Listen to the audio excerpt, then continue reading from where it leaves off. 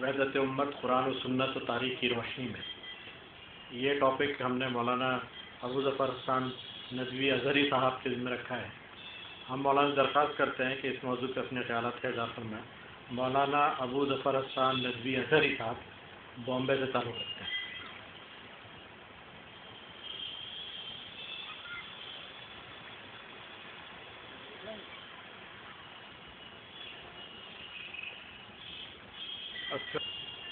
الحمد لله وكفى وسلام على عباده الذين اصطفى أما بعد أعوذ بالله من الشيطان الرجيم بسم الله الرحمن الرحيم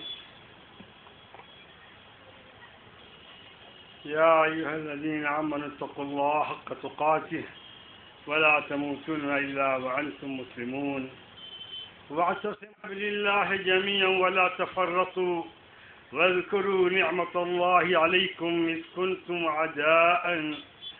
كنتم أعداء فألف بين قلوبكم فأصبحتم بنعمته إخوانا وكنتم على شفا حفرة من النار فأنقذكم منها كذلك يبين الله لكم آياته لعلكم تهتدون صدق الله العظيم۔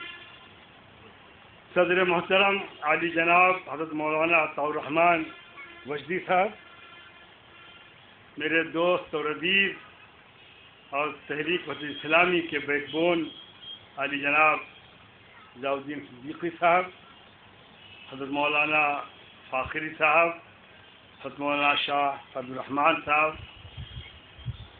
حضرت مولانا جمیل صدیقی صاحب، داعی سے بیٹھے علماء، معززین شہر، حاضرین جلسہ، خواتین و حضرات،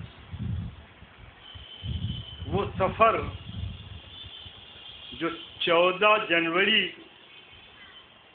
2014 کو شروع کیا گیا تھا، آج 13 اپریل 2014 کو اپنے اختتام پر پہنچنے والا ہے۔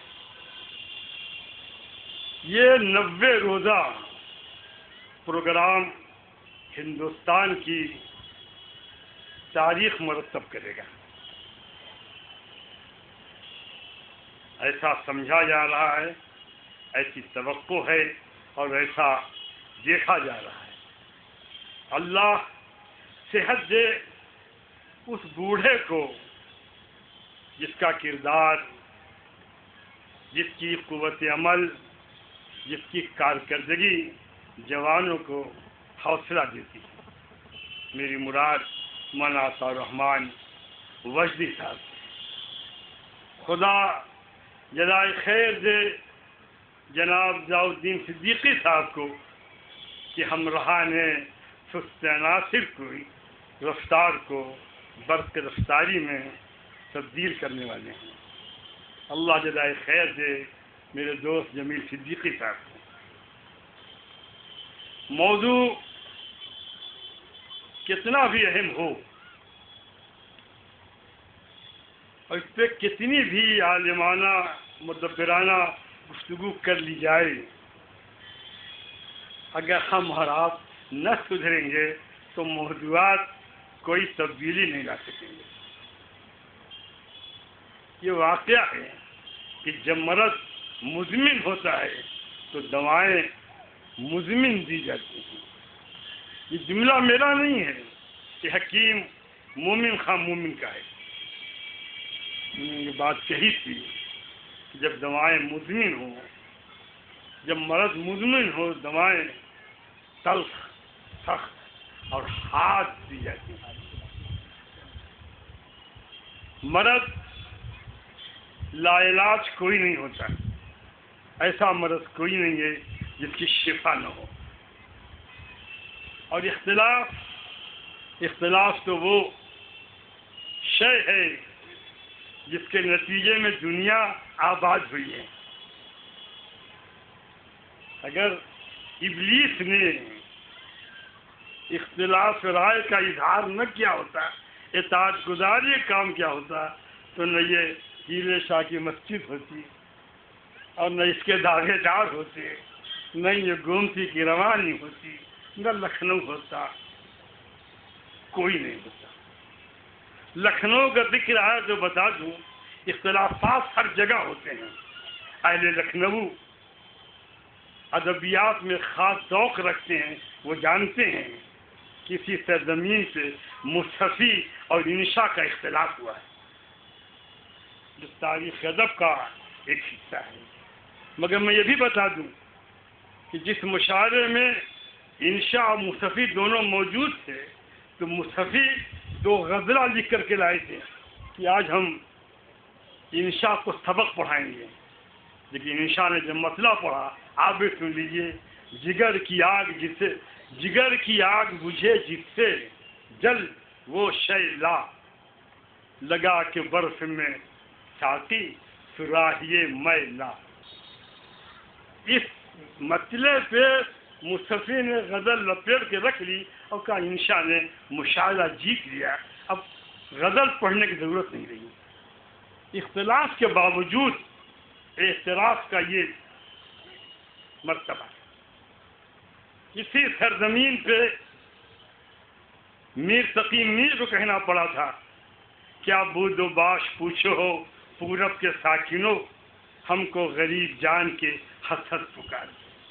لیکن وہ دن بھی آیا، کسی سرزمین میں میر کو دفن ہونا پڑا۔ غالب اور ذوق کے اختلافات کو سب جانتے ہیں، لیکن دربار میں غالب نے اپنی غزل کا یہ شعر پڑھا ہے کہ جب آنکھ ہی سے نہ رگوں میں دوڑتے پھرنے کے ہم نہیں قائل، جب آنکھ ہی سے نہ ٹپکا تو پھر لہو کیا ہے۔ اس شعر کے اوپر ذوق پھڑک اٹھے، اختلافات بھول گئے۔ اہل فن کی قدر کرتے ہیں، اہل علم کی قدر کرتے ہیں۔ امام شافعی رحمۃ اللہ علیہ، امام احمد بن حنبل، امام مالک، امام ابو حنیفہ کے مقبرے پہ آئے تو رفع دین نہیں کیا، آمین بالجہر نہیں کی، کہ امام کی عظمت معنی ہے امام کا احترام کرنا۔ یہ احترام، یہ اعزاز اختلافات کے باوجود اہل علم میں پایا جاتا رہا ہے۔ مشہور بزرگ، مشہور صوفی سلسلہ چشتیہ کے ہندوستان میں بانی شیخ محی الدین چشتی اجمیری رحمۃ اللہ علیہ دلی میں آئے ہیں۔ ان کے بچپن کے ساتھی شیخ نجم الدین ملنے نہیں آئے، یہ خود گئے کہ بابا خفا کیوں ہو، کہ تم نے اپنے لونڈے کو بھیج دیا۔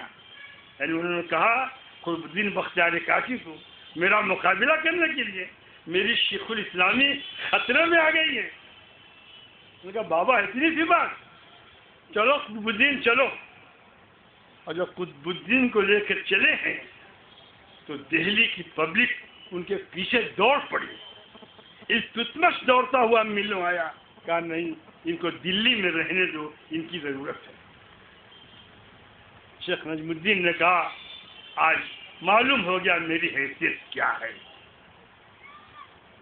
میں نے یہ باتیں اس لیے آپ کو بتائیں کہ آپ محسوس کریں اختلافات ضرور کیجیے، لیکن فراق کی زبان میں کہ ہم آہنگی ہے، ایک چاشنی ہے اختلافوں کی کہ میری باتیں بنوانے دیگر وہ مان لیتے ہیں۔ میں کچھ بھول رہا ہوں، اس تیاری کر کے نہیں آئے ہوں، موضوع بات آئی تو لکھنؤ کو مناسبت کہتے میری باتیں بنوانے دیگر وہ مان لیتے ہیں۔ ہم آہنگی میں بھی ایک چاشنی ہے اختلافوں کی، میری باتیں بنوانے دیگر وہ مان لیتے ہیں۔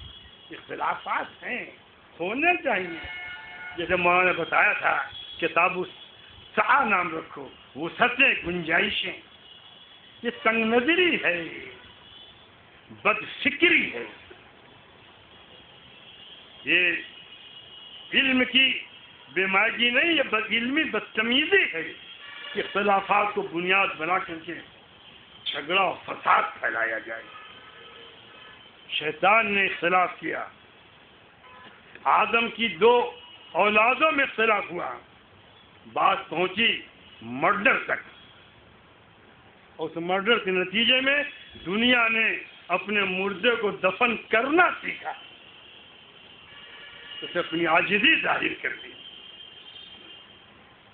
خاندان بنو امیہ کے عروج میں آنے کے بعد عربی اور عجمی عنصر کا اختلاف پیدا ہوا، بڑا خطرناک اختلاف۔ اس وقت کی تاریخ دیکھیں تو اندازہ ہوگا۔ آج ہم اور آپ عجمیت اور عربیت کو سمجھ نہیں پا رہے ہیں۔ اس کی میں ایک واقعہ بتاتا ہوں۔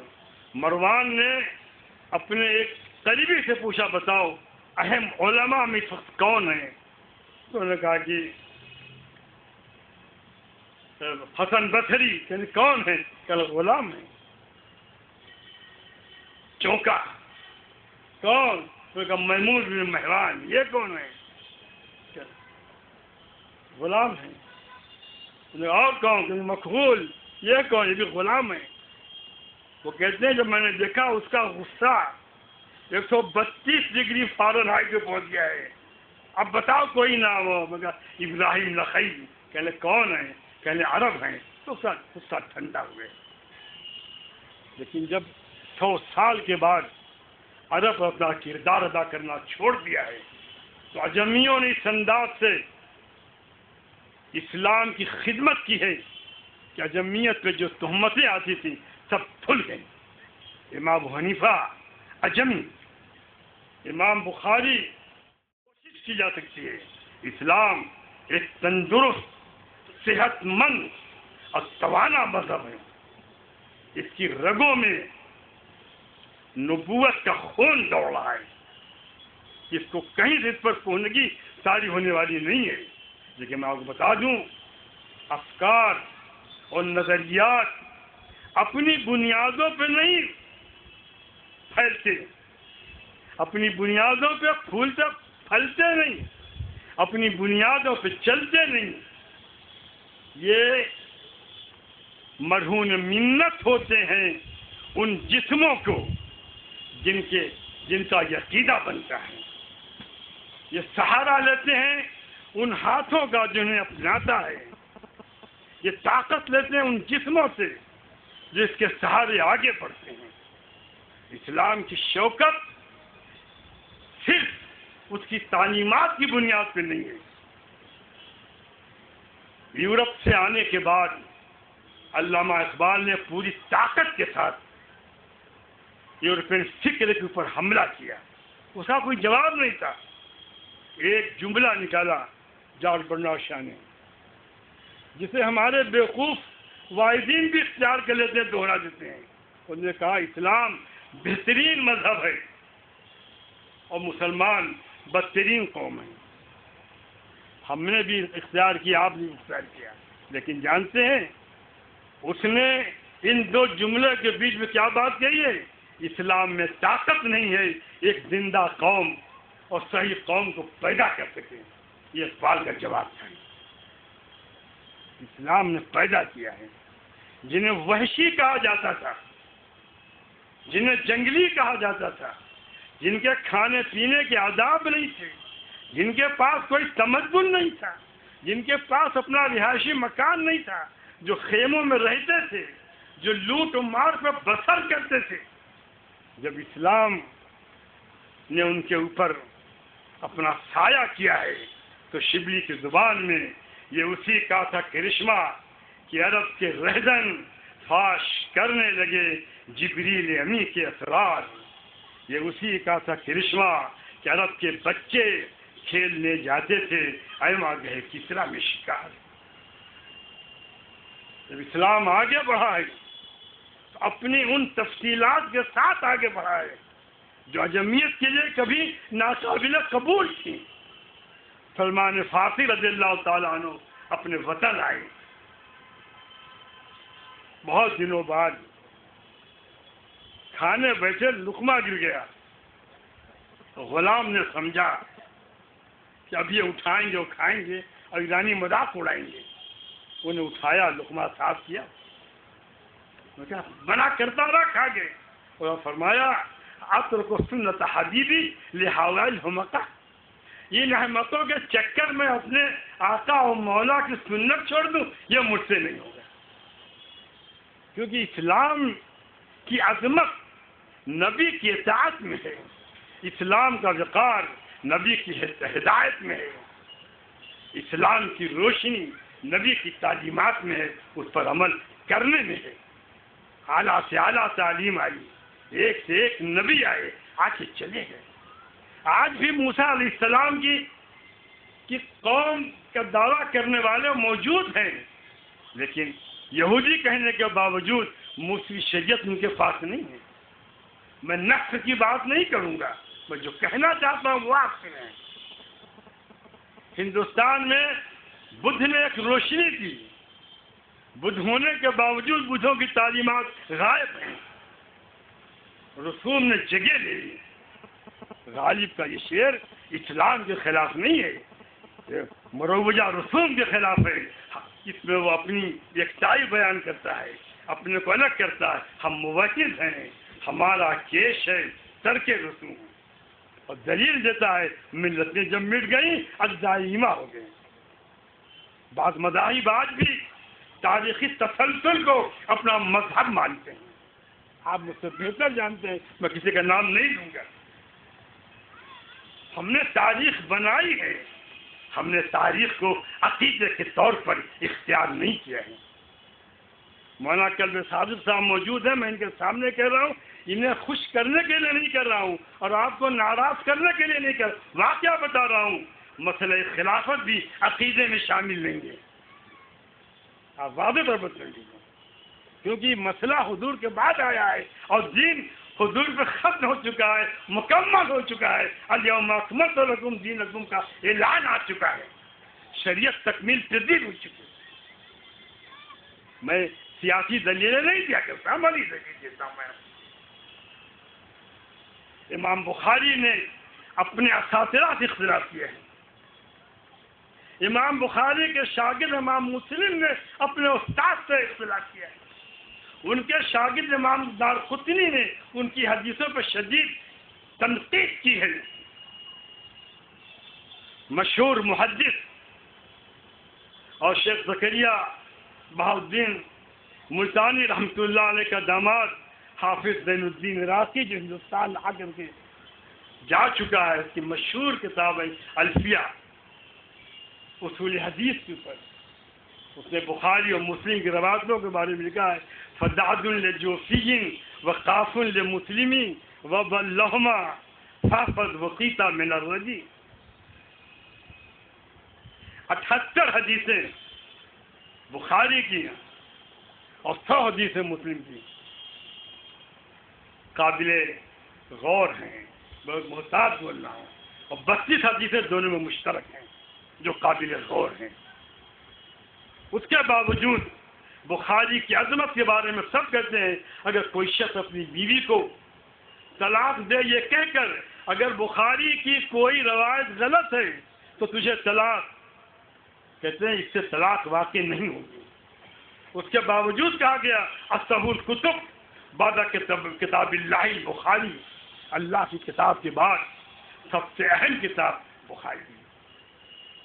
موطا لکھی گئی امام مالک کے ذریعے، تو منصور نے ان سے آ کر کہا میں چاہتا ہوں یہ سنے سب لوگ، بہت غور سے سنیں، عالم اسلام کا دستور العمل بنا دیں اس کو۔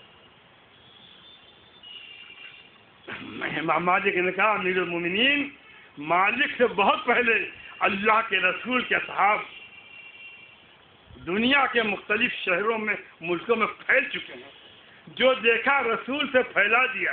اگر موطا پہ عمل ہوگا تو حدیثیں متروک ہو جائیں گی، اور نبی کی اس سنت کے ترک کا الزام میں اپنے سر نہیں لے سکتا۔ یہ دیانت ہے، یہ تقویٰ ہے، یہ علمی نجابت ہے۔ آپ نجیب الطرفین کی بات کرتے ہیں، میں علمی نجابت کی بات کرتا ہوں، یہ علمی نجابت۔ ایسے ہی ہارون الرشید نے ان سے کہا تھا، انہوں نے کہا نہیں، میں تمہارے پیشرو منصور سے کہہ چکا ہوں، ایسا نہیں ہو سکتا۔ بلکہ میں آپ کو لطیفہ سناؤں، بہت دلچسپ، چند دنوں پہلے کی بات ہے، ایک عالم نے مجھ سے کہا کہ مولانا امام مالک کے یہاں ہاتھ چھوڑ کے نماز پڑھتے ہیں، اس کی کوئی روایت نہیں ہے، شیعہ حضرات ہاتھ چھوڑ کے پڑھتے ہیں، اس کی کوئی روایت نہیں ہے۔ میں نے کہا بھائی یہ دونوں بہت سمجھدار ہیں۔ کہنے کیا؟ میں کہا جب انہوں نے دیکھا کہ آپ اور احناف لڑ رہے ہیں، ہاتھ یہاں باندھے یہاں باندھے، تو انہوں نے کہا چھوڑ کے پڑھو، تم اپنا فیصلہ کر لینا، اس کے بعد بتا دینا، ہم پڑھ لیں گے۔ کہنے میں آپ مذاق کرتے ہیں؟ میں نے کہا مذاق نہیں ہے، تم مذاق سمجھو، یہ مذاق نہیں ہے۔ میرے عزیزوں، ایک لفظ بولا جائے اس کے کئی معنوں کا استعمال ہوتا ہے، کوئی معنی لیتا ہے، کوئی معنی لیتا ہے۔ لکھنؤ والوں، میں تم سے کہتا ہوں تمہارے اسی مزاح کے موڈ میں ڈکشنری دیکھ جاؤ، اور مجھے مولانا عبدالرحمان صاحب معاف فرمائیں، آپ لوگ معاف فرمائیں، ڈکشنری دیکھ جاؤ اردو کی، پٹاخے کے معنی میں لڑکی کا نام کہیں نہیں آئے گا، کسی ڈکشنری میں نہیں آئے گا، لیکن جب کھڑے ہو جاؤ چوک میں تمہارے کان سنیں گے پٹاخہ، اور آپ جانتے ہیں پٹاخہ کسے کہا گیا ہے۔ یہ میں اس لیے بتا رہا ہوں کہ آپ سمجھیں، لفظ کے معنی کو لینے کے لیے اور سمجھنے کے لیے صرف ڈکشنری کافی نہیں ہوتی، سیاق و سباق کافی ہوتے ہیں۔ قرآن میں سورہ قصص میں کہا جاتا ہے ان الذی فرض علیک القرآن لرادک الی معاد، جس نے تم پہ قرآن فرض کیا ہے وہ تم کو پھر لائے گا معاد میں۔ میں ترجمہ معاد کا نہیں کر رہا ہوں، ابھی بات آئی تھی اس بنیادی عقائد میں توحید، رسالت، آخرت، ہم لوگ اسے معاد کہتے ہیں، لیکن وہ معاد نہیں ہے، یہاں معاد سے مراد مکہ ہے۔ اب آپ ڈکشنری دیکھتے جائیے کہ معاد کا مطلب کیا ہے۔ لجے کے طلبہ بیٹھے ہوں گے، دیکھیں گے، بیٹھ گئے لسان دیکھ جائیں گے، سراج دیکھ ڈالیں گے، ان کو نہیں ملے گا کہ معاد کی معنی مکہ ہے۔ یہ مکہ ہے، معنی جگہ کی تبدیلی سے بھی معنی بدلتے ہیں، موقع محل کی تبدیلی سے معنی بدلتے ہیں۔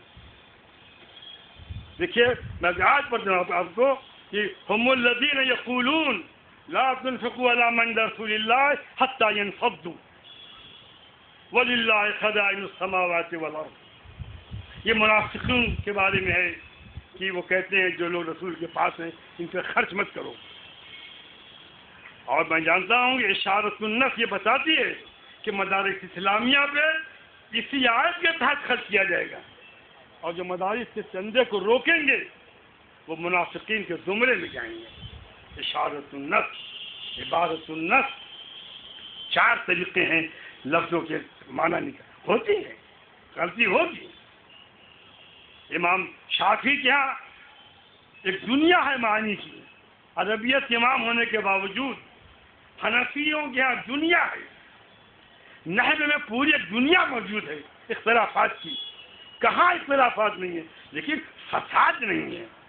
ہم جب اتحاد کی بات کرتے ہیں ہمارا اتحاد یہ فساد کے مقابل ہے، یہ ضد ہے فساد کی، فساد نہ کرو۔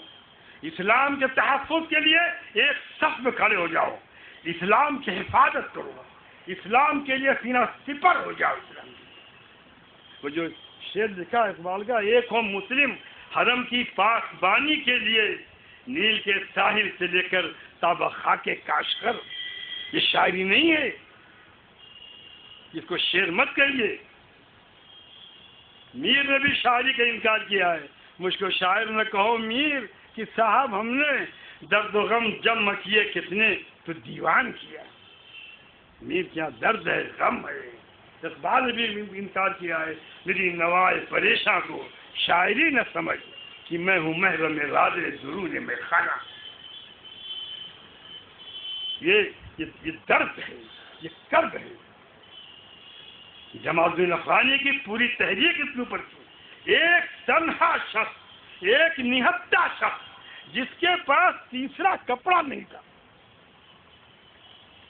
کام کرنے والے ایسے ہوتے ہیں جو یہودیوں کے محلے میں رہتا تھا، حارت الیہود میں رہتا تھا، جس نے شیخ محمد عبدود جیسا شاگرد پیدا کیا، جس نے نیل کی روانی میں تموج پیدا کر دیا، جس نے مصریوں کو ایک نئی زندگی دے دی، جس کی آداب احداث کے نتیجے میں اخوان المسلمین پیدا ہوئی، اس نے اسی ہندوستان میں بمبئی کے ساحل پہ کہا تھا اور بڑا درد کے ساتھ کہا تھا، الشر الشر ہیہات ہیہات اہل الشر اتحدوا ان یختلفوا واتفقوا علی ان یختلفوا.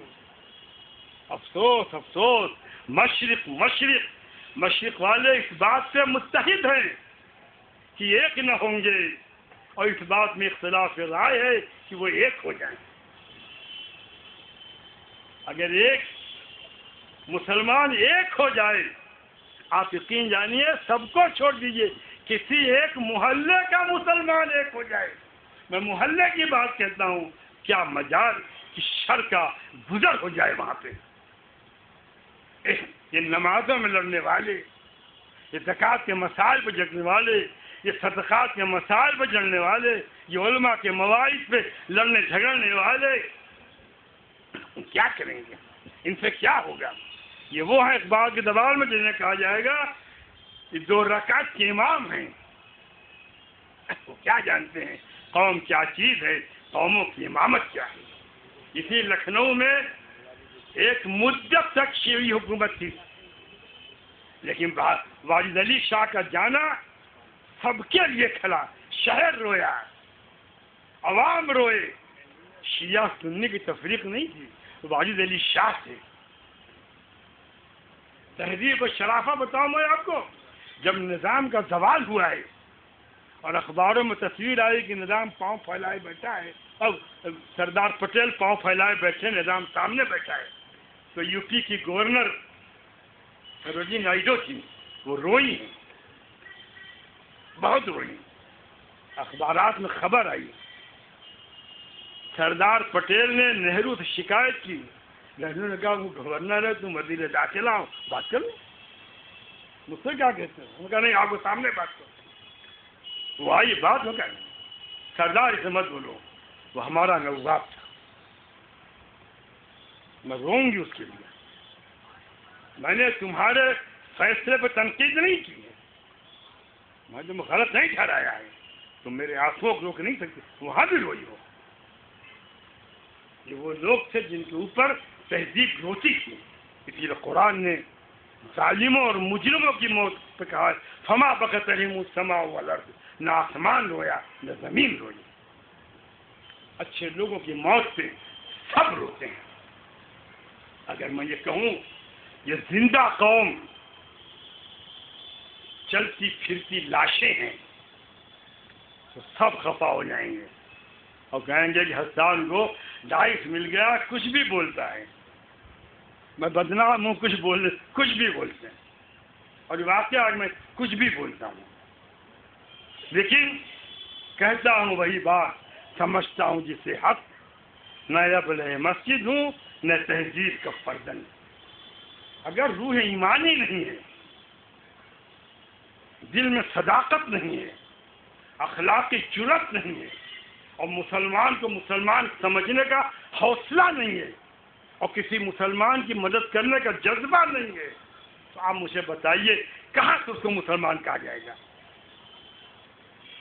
صحیح کی روایات میں ہے المسلم من سلم المسلمون من لسانی و یدی. مسلمان وہ ہے جس کی زبان ہاتھ سے مسلمان محفوظ رہیں. ہم تقریروں میں مواعظ میں گالیاں دیتے ہیں، ہم قلم کے ذریعے فتویٰ دیتے ہیں. قلم کی طاقت بتاؤں آپ کو، اسی منصور کے دربار میں مشہور صوفی ابن طاووس بیٹھے ہوئے تھے. کہا نصیحت کو، نصیحت کی، اس نے جھنجھلاتا رہا نصیحت کرتے. کہا کچھ اور کہنے، تم اسی کو برداشت نہیں کر سکے. کہ اچھا قلم لاؤ، دوا تو میرے پاس. کہنے کہ نہیں میں نہیں لاؤں گا. کیوں؟ تمہاری توہین ہے، یہ کام میرے منشی کا ہے، تم نہیں کرے گا. نہیں، اگر تم نے اس قلم سے اور اس دوات کی روشنائی سے کوئی ایسا حکم لکھا، ایسی بات لکھی جو کلمہ حق کے خلاف ہو، تو تمہاری معاملت کا میں قصوروار ٹھہرایا جاؤں گا، اور میں یہ کام نہیں کر سکتا. یہ سچائی، یہ سچائی کا جادو ہے جو سر چڑھ کر بولتا ہے۔ میرے عزیزوں، جب آپ نے تاریخ میں دین کو اپنایا ہے، دینی شعور اپنایا ہے، اسلامی فکر کو اپنایا ہے، تاریخ نے زمین اور جغرافیہ کے ساتھ آپ کو سلام کیا ہے، آپ کے سامنے جھکی۔ اور جب آپ نے دین سے دوری اختیار کی ہے اور نعروں کے پیچھے بھاگے ہیں، تاریخ نے بھی آپ کو نظر انداز کیا ہے۔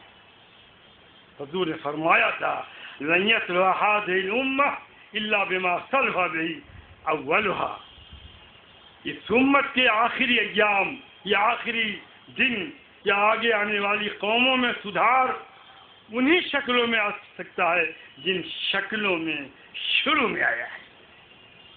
حضور نے بھائی چارہ قائم کیا، حضور نے مواخات قائم کی، حضور نے مکی و مدنی کا فرق مٹا دیا، بھائی بھائی ہو گئے۔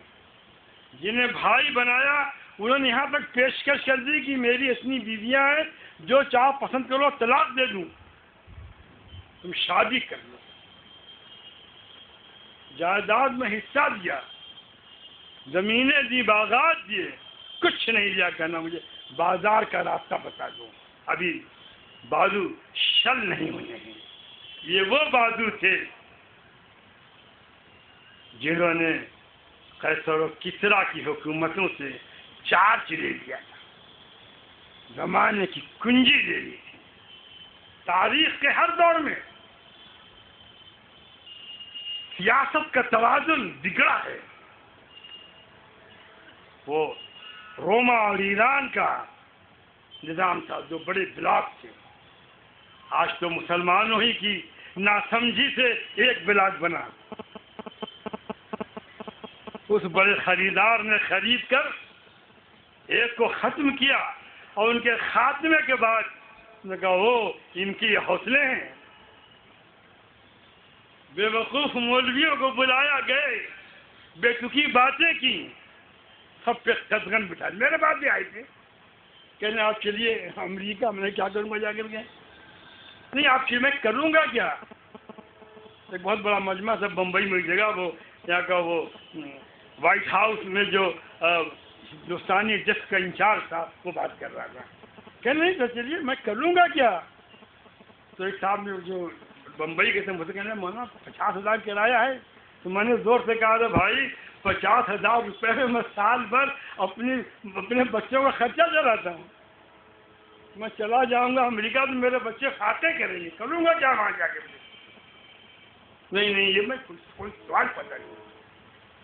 میرے عزیزوں، سفر بہت اچھا ہے، لیکن یاد کر لیجیے ایک اس حدیث سے ایک تفسیر یہ بھی ہے، السفر عقیدۃ من النار کا مطلب یہ نہیں ہے کہ مشقتیں ہیں، یہ بھی ہے کہ جہاں جا رہے ہو وہاں سے نظام کفر آئے گا تمہارے ساتھ، یہ بھی دیکھو کیا لا رہے ہو، سوغات کیا لا رہے ہو وہاں سے۔